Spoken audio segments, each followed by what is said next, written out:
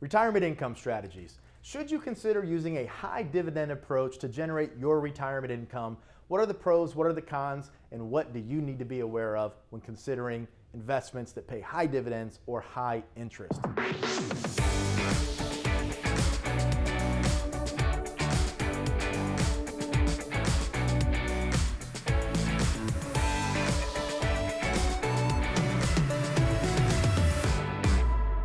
I'm Troy Sharpe, CEO of Oak Harvest Financial Group, certified financial planner professional, and host of the Retirement Income Show. I had a gentleman come in to see me recently, and he said, Troy, I don't think I really need your help. I've been listening to you on the radio for a few years. I like your message. I just wanted to come in for a second opinion, but I'm living off the interest of my portfolio.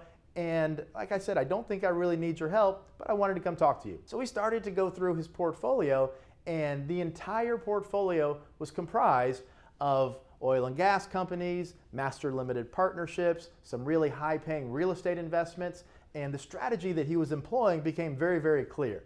He took all of his money, was heavily concentrated into these high dividend or high interest paying stocks and bonds, and his plan was to live off the interest of that portfolio. So I asked him, I said, well, how has the performance been over the past several years?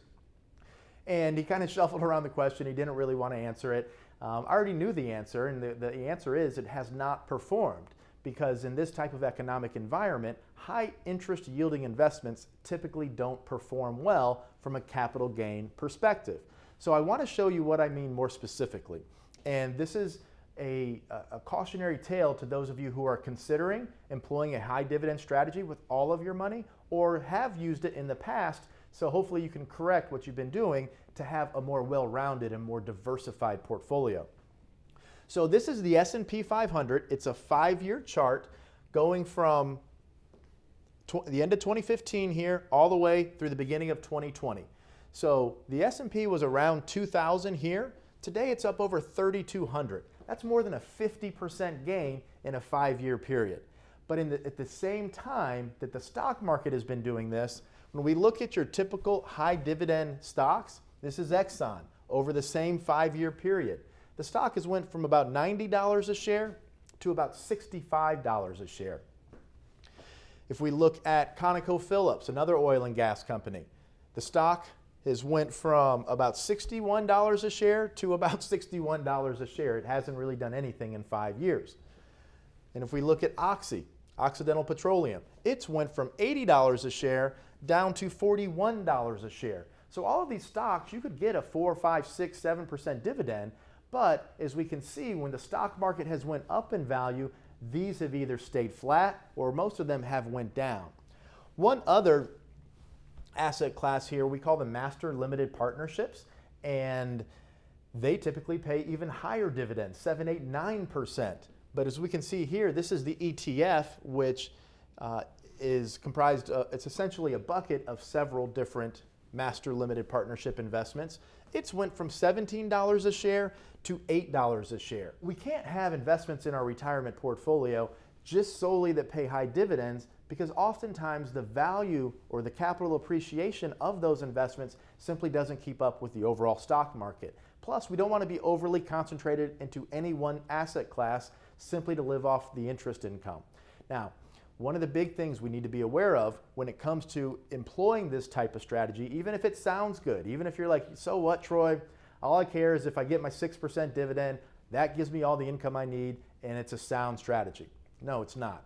And one of the main reasons why it's not is because of inflation. If you have $50,000 of income today, and that's all you need and you can get by on that, well, in 20 years from now, that $50,000, if you're living off that 6% dividend, that's only going to buy you about $25,000 worth of goods and services. Inflation erodes your purchasing power over time.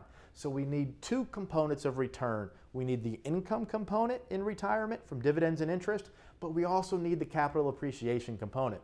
So this is very, very important. The longer we're able to hold our investments over time, the more important the income component becomes. But over shorter time frames, the value of your portfolio will be more heavily influenced by the capital appreciation component of the stock market's returns. So, very, very quick summary here. High dividend stocks, you can use them as a part of your overall portfolio, so please don't use them for your entire retirement income strategy. One, inflation can erode your purchasing power, but two, the economic environment we're in, where interest rates are likely to gradually increase over time, that puts pressure on these types of investments, and you'll see their value normally decline in price. And the reason is, if you have a 5% dividend portfolio and interest rates are low, that 5% is pretty attractive.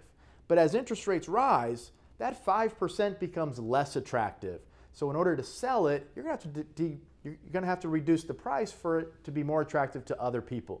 So keep that in mind as well. These strategies don't work well in a rising interest rate environment. So if you enjoyed this video, please share it with a friend or family member. Maybe you know somebody who's about to retire at work, or somebody who could benefit from learning about high dividend strategies. It's not that they're entirely bad, it's just that we don't want to use it for all of our portfolio. Make sure to hit the like button, which is the thumbs up button. That'll let other people watching YouTube know that this video has good content and it can help them make better decisions with their retirement income money. And then of course, subscribe to the channel and hit that little bell icon so you can be notified when we create more content that can keep you more connected to your money.